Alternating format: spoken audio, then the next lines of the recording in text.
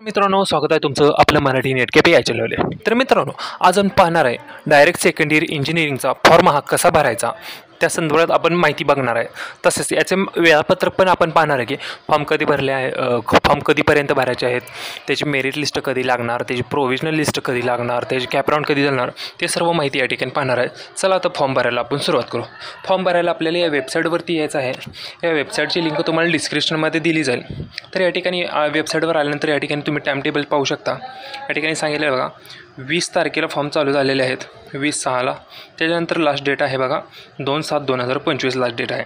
तसेच याची online document verification करायची पण तारीख सेम तारीखच आहे. या तारखेला आपल्याला जवळच्या कॉलेजमध्ये जाऊन ते डॉक्युमेंट व्हेरिफिकेशन करायचे आहेत. जे डॉक्युमेंट्स आपण फॉर्ममध्ये अपलोड करणार आहोत ते सर्व डॉक्युमेंट्स. तर फॉर्ममध्ये कोणकोणते डॉक्युमेंट्स अपलोड करायचे ते आपण फॉर्म भरताना या ठिकाणी पाहू. तसेच या ठिकाणी पाहू शकता तुम्ही, या ठिकाणी 4 तारखेला मेरिट लिस्ट लागणार आहे बघा, प्रोव्हिजनल मेरिट लिस्ट. या जर 4 तारखेच्या लिस्टमध्ये जर तुमचं नाव नसेल तर 5 तारीख ते 7 तारीख या 3 दिवस तुमच्याकडे टाईम आहे. फॉर्ममध्ये काही चेंजेस करायचे असतील, काही दुरुस्त करायचं असेल तर या 3 दिवसात तुम्ही फायनल चेंज करून घ्या. त्याच्यानंतर लास्टची लिस्ट लागणार आहे का 9/7/2025. या 9/7/2025च्या लिस्टमध्ये जर तुमचं नाव असेल, फायनल मेरिट लिस्ट त्याचं नाव असेल तरच तुम्हाला या ठिकाणी कॅपराऊंडसाठी तुम्ही इलिजिबल राहणार आहे. याची नोंद घ्यायची आहे तुम्हाला. चला तर आता फॉर्म कसा भरावा यासाठी आपण सुरुवात करू. तर या ठिकाणी पाहू, या ठिकाणी बघा ऑप्शन आहे बघा, या ठिकाणी new candidate registration non working professional या बटनावर आपल्याला क्लिक करून घ्यायचं आहे. या बटनावर क्लिक केल्यानंतर या ठिकाणी पाहू शकता असा इंटरफेस ओपन होईल. तर या ठिकाणी आपल्याला पूर्ण नाव टाकून घ्यायचं आहे. ज्या पद्धतीने आपल्या 10वीच्या बोर्ड सर्टिफिकेटवर नाव आहे त्या पद्धतीने या ठिकाणी नाव टाकून घ्या. आडनाव असेल, नाव असेल, त्या पद्धतीने नाव टाकून घ्या.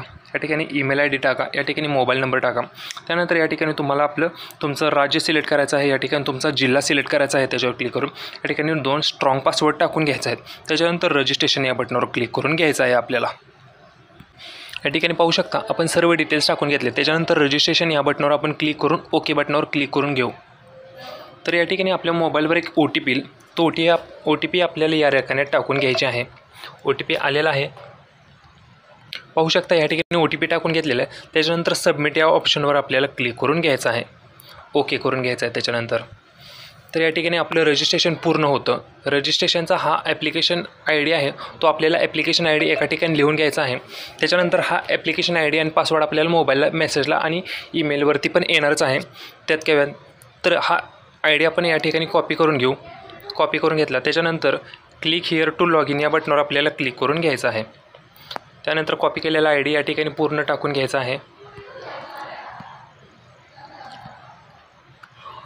त्याच्यानंतर त्याच्या खाली पासवर्ड टाकून घ्यायचा आहे. ID पासवर्ड टाकला. त्याच्यानंतर कॅप्चा दिसत आहे 1+3 काय उत्तर येतं 4. तर या पद्धतीने टाकून त्याच्यानंतर लॉग इन बटनावर आपल्याला क्लिक करून घ्यायचं आहे. तर या ठिकाणी पाहू शकता आपण लॉग इन झालेलं आहे याच्यामध्ये. तर या ठिकाणी 2 ऑप्शन आहेत, स्क्रुनिटी आणि फिजिकल स्क्रुनिटी.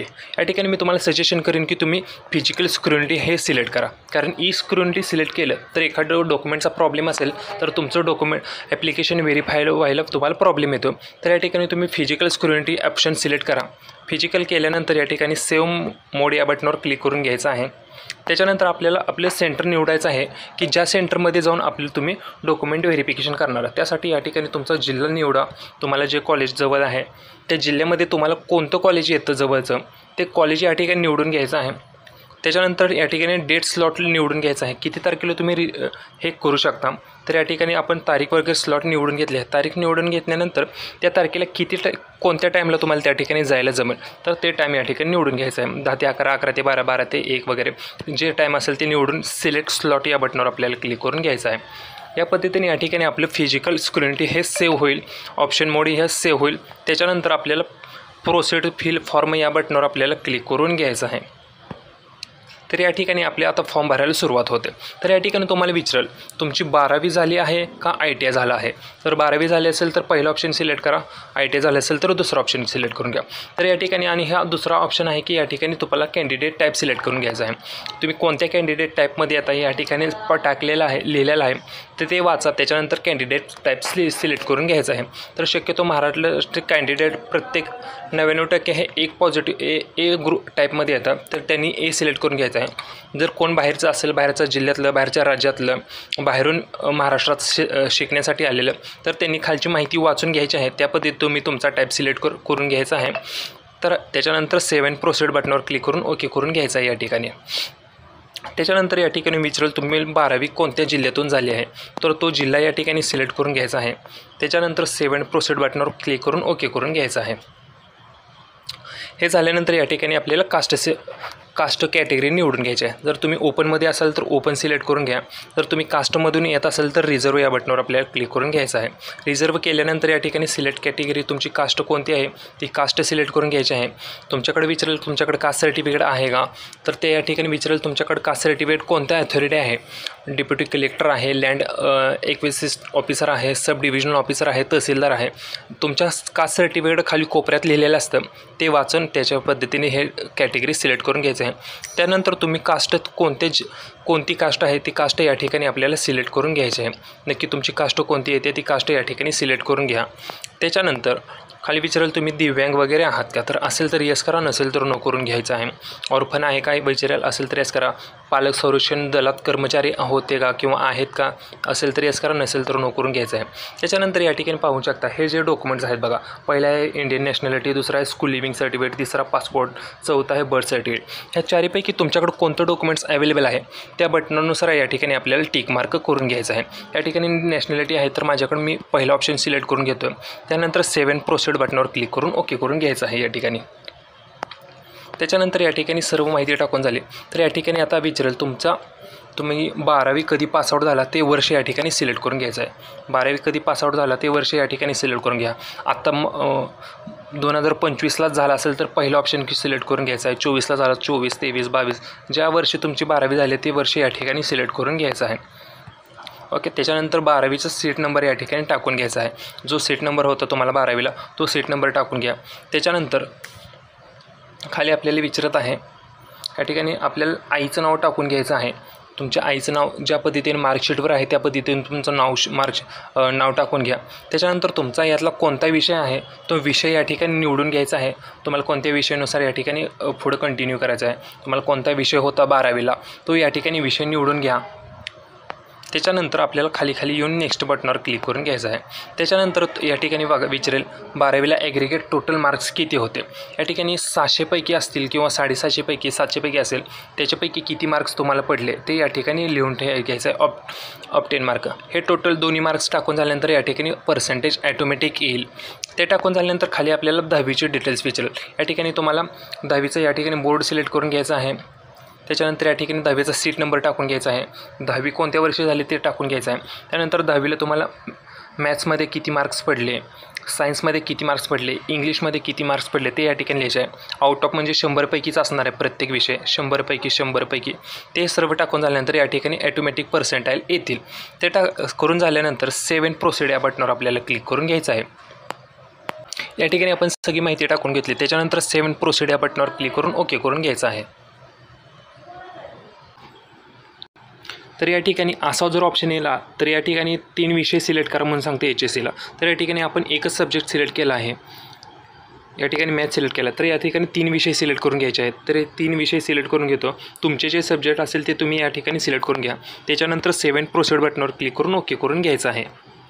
त्याच्यानंतर टाकलेली सर्व माहिती येईल. त्यानंतर या ठिकाणी आपल्याला डेट ऑफ बर्थचं सिलेक्ट करून घ्यायचं आहे. डेट, मंथ, इयर सिलेक्ट करून घ्या. मेल फिमेल काय असेल ते सिलेक्ट करून घ्या. तुमचं उत्पन्न किती आहे ते उत्पन्न या ठिकाणी सिलेक्ट करून घ्या. या पद्धतीनं धर्म कुठला, हिंदू धर्म वगैरे काय असेल ते तुमचा धर्म सिलेक्ट करून घ्या. मातृभाषा कोणती तुमची, मराठी असेल कोणती असेल ते पद्धतीने सिलेक्ट करून घ्या. त्यानंतर या ठिकाणी विचारेल तुम्ही रूरल अर्बन, जे सिटी भागातून येतात त्यांनी अर्बन करा, जे ग्रामीण भागातून येतात त्यांनी रूरल करा. त्यानंतर तुमचा ॲड्रेस टाका. पोस्ट कोणतं गाव असेल ते, राज्य, जिल्हा ऑटोमॅटिक येईल. त्यानंतर तालुका सिलेक्ट करा. त्या तालुका सिलेक्ट केल्यानंतर त्याच्यातलं गाव सिलेक्ट करून घ्यायचं आहे तुमची कोणत्या गावात राहतात ते. त्यानंतर त्या गावाचा पिनकोड या ठिकाणी टाकून घ्यायचा आहे. सर्व माहिती टाकून झाल्यानंतर सेव्ह अँड प्रोसीड बटनावर क्लिक करून घ्यायचं आहे. आपल्याला आपण सर्व माहिती टाकून घेतली त्याच्यानंतर सेव्ह अँड प्रोसीड बटनावर क्लिक करून ओके करून घेऊ आपण. तर सर्व झाल्यानंतर या ठिकाणी आता आपल्याला फोटो अपलोड करून घ्यायचा आहे. तर या ठिकाणी फोटो कसा अपलोड करायला सांगितलं या ठिकाणी पाहून घ्या. तर या ठिकाणी सांगितलं आहे बघा, फोटोची कमीत कमी साईज ही 1 MBच्या आतमध्ये पाहिजे. फोटोची हे सेंटीमीटर वगैरे सांगितलं आहे त्या पद्धतीने सेंटीमीटर ठेवा. त्यानंतर फोटोचा बॅकग्राऊंड हा व्हाईट बॅकग्राऊंड असला पाहिजे. तर या पद्धतीने आता या ठिकाणी आपण फोटो अपलोड करून घेऊ. फोटो सॅम्पल वगैरे दाखवला आहे. या पद्धतीने या ठिकाणी फोटो अपलोड करून घ्यायचा आहे.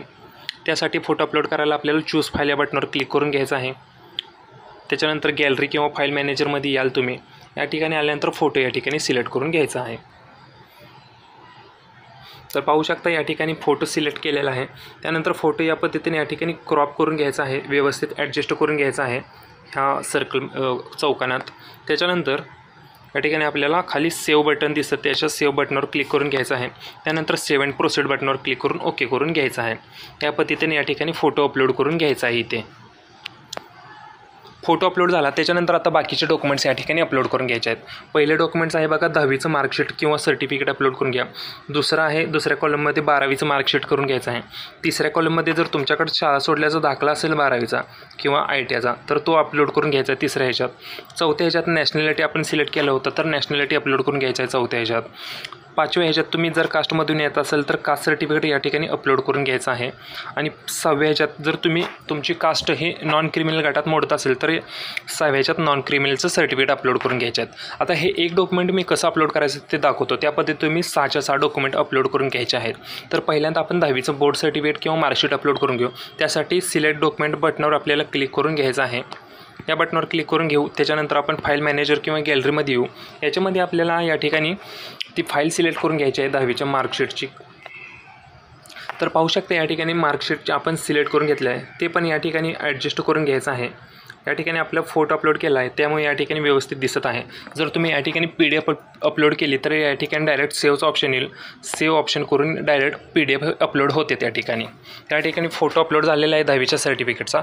तर या ठिकाणी पाहू शकता व्ह्यू हे बटन आलेलं आहे. या बटनावर क्लिक करून तुम्ही अपलोड केलेला फोटो ह्या पद्धतीने पाहू शकता. याच पद्धतीने तुम्ही बाकीचे सर्व डॉक्युमेंट्स पण या ठिकाणी अपलोड करून घ्यायचे आहेत. तर या ठिकाणी आपण सर्व डॉक्युमेंट्स अपलोड करून घेतलेले आहेत. त्याच्यानंतर सबमिट या ऑप्शनवर क्लिक करून ओके करून घ्यायचं आहे. तर या ठिकाणी आपल्याला 300 रुपयाचं पेमेंट करून घ्यायचं आहे. तुम्ही जर कास्टमधून असाल तर या ठिकाणी 300 रुपयाचं पेमेंट येईल तुम्हाला. तर तुम्ही ओपनमधून असाल तर या ठिकाणी तुम्हाला 400 रुपयाचं पेमेंट दाखवेल. तर या ठिकाणी पे नाव बटन दिसतं. या पे नाव बटनावर आपल्याला क्लिक करून घ्यायचं आहे. त्याच्यानंतर या ठिकाणी आपल्याला पेमेंट करायला असं ऑप्शन ओपन होईल. तर असं ऑप्शन आलं तर या ठिकाणी QR कोडचं ऑप्शन दिसत आहे. तर तो शो QR या बटनावर क्लिक करून घ्यायचं आहे. त्याच्यानंतर 5 रुपये हे कन्व्हेन्शन फी वगैरे जातील GST वगैरे. कंटिन्यू आणि पे बटनावर क्लिक करून घ्यायचं आहे. या ठिकाणी QR कोड ओपन होईल. QR कोड ओपन झाल्यानंतर या ठिकाणी तुम्हाला तुमच्या मोबाईलमधून ॲप्लिकेशन ओपन करून घ्यायचं आहे Google Pay, PhonePe. त्याच्यातून हा QR कोड स्कॅन करून घ्यायचा आहे. हा QR कोड स्कॅन करून घेतल्यानंतर तुमच्या मोबाईलमधून पेमेंट कट होईल. कट झाल्यानंतर या ठिकाणी ॲटोमॅटिक या ठिकाणी प्रिंटचं ऑप्शन तुम्हाला या ठिकाणी दिसेल. तर या ठिकाणी पेमेंट कट झाल्यानंतर या ठिकाणी रिफ्रेश किंवा बॅकचं बटन दाबायचं नाही. ॲटोमॅटिक प्रिंटचं ऑप्शन येईल. तर या ठिकाणी प्रिंटआउट काढून तुम्हाला घ्यायचे आहे. प्रिंटआउट काढून झाल्यानंतर तुम्हाला डॉक्युमेंट्स व्हेरिफिकेशनला त्या ठिकाणी त्या कॉलेज जे सिलेक्ट केलं आहे त्या कॉलेजला ज्या त्या टायमाला तुम्हाला त्या ठिकाणी जाऊन घ्यायचं आहे. तिकडे गेल्यानंतरच तुमचा फॉर्म आहे या ठिकाणी कन्फर्म होणार आहे. तिकडे जर नाही गेला तर फॉर्म तुमचा पेंडिंग राहणार आहे. तर त्या पद्धतीने तुम्ही या ठिकाणी पेमेंट झाल्यानंतर प्रिंटआउट काढून तुम्हाला डॉक्युमेंट व्हेरिफिकेशनला जाणं गरजेचं आहे. ते तुम्ही जाऊन घेऊन या. त्याच्यानंतरची पुढची माहिती म्हणजे काय असणार आहे, प्रोव्हिजनल लिस्ट कधी लागणार किंवा याची फॉर्मची डेट वाढणार का नाही वाढणार. कदाचित डेट्स वाढते 100% कधी कधी. त्याच्यानंतर याचं तुमची कॅपराऊंड कधी चालू होणार, कॅपराऊंडचा फॉर्म कसा भरावा, ती जर माहिती तुम्हाला जाणून घ्यायची असेल तर त्यासाठीच आत्ताच आपल्या चॅनलला सबस्क्राईब करून ठेवा आणि आपलं व्हॉट्सअप ग्रुप जॉईन करायला विसरू नका. व्हॉट्सअपची ग्रुपची लिंक तुम्हाला या ठिकाणी डिस्क्रिप्शनमध्ये पाहायला भेटेल. तसेच हा फॉर्म भरायची लिंक तुम्हाला ही डिस्क्रिप्शनमध्ये दिसेलच. जर काही डाऊट असतील तर ते आम्हाला कमेंट बॉक्समध्ये सांगा. जय हिंद, जय भारत. जर तुम्हाला या ठिकाणी पेमेंटचं ऑप्शन जर सापडत नसेल, म्हणजे तुमच्या मोबाईलमधून पेमेंट कट झाल्यानंतर या ठिकाणी प्रिंटचं ऑप्शन ओपन होत नसेल तर या ठिकाणी होम पेजवर यायचं आहे. तर या ठिकाणी पूर्ण या ठिकाणी ऑप्शन दिसत आहे. तर या ठिकाणी लास्ट पेमेंट झाल्यानंतर या ठिकाणी लास्टचा ऑप्शन दिसतो, तो म्हणजे या ठिकाणी प्रिंटचा ऑप्शन दिसतो. त्या प्रिंटच्या ऑप्शनवर क्लिक करून आपल्याला या ठिकाणी प्रिंटआउट डाउनलोड करून घ्यायचे आहे. तर या ठिकाणी पाहू शकता या पद्धतीने प्रिंटआउटचं ऑप्शन येणार आहे. तर प्रिंटआउट या पद्धतीने या ठिकाणी प्रिंट करून घ्यायचे आहे या पद्धतीनं.